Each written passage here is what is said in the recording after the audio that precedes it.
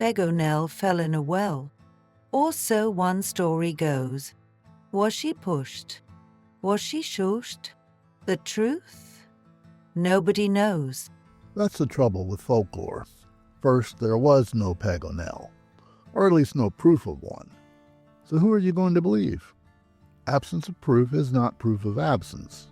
Maybe there was a Paganel. Maybe there wasn't. The story says there was. Is the story factual?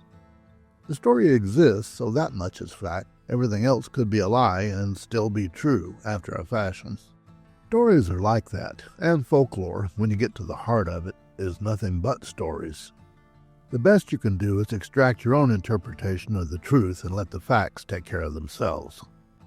Now then, the story.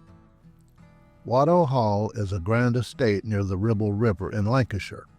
Originally, the river was said to be the home of a vengeful water spirit which demanded a sacrifice every 7 years, or else.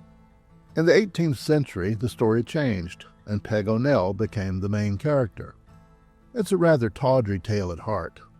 In this story, Peg was a beautiful scullery maid who drew the wandering eye of the master of Watteau Hall, much to the annoyance of the mistress of that hall. Yes, it's one of those kind of stories.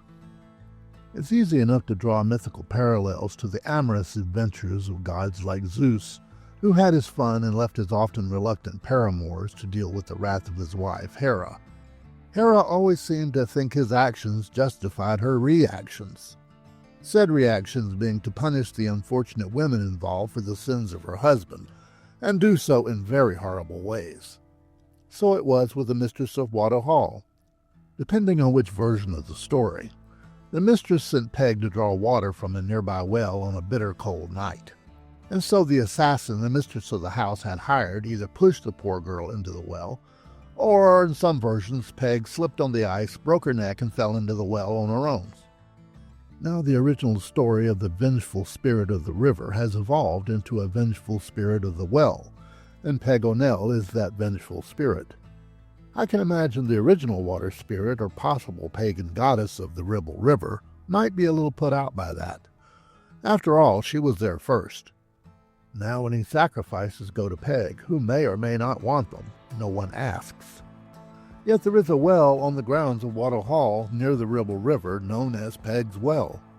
It's guarded by a statue with no head, said to be a likeness of a saint or Peg herself, and that mistress took an axe to it in order to break Peg's power over the living, which she certainly never had when she was alive, if she ever was. And why would a scullery maid have a statue in the first place? So many questions, so few answers. This much we do know. Watteau Hall exists. A well exists. The Ribble River exists. People think there was a scullery maid named Paganel who lost her life to jealousy. Maybe there was, maybe there wasn't. You can't prove anyone wrong, no matter which side of the argument you're on. One last thing. That sacrifice I mentioned?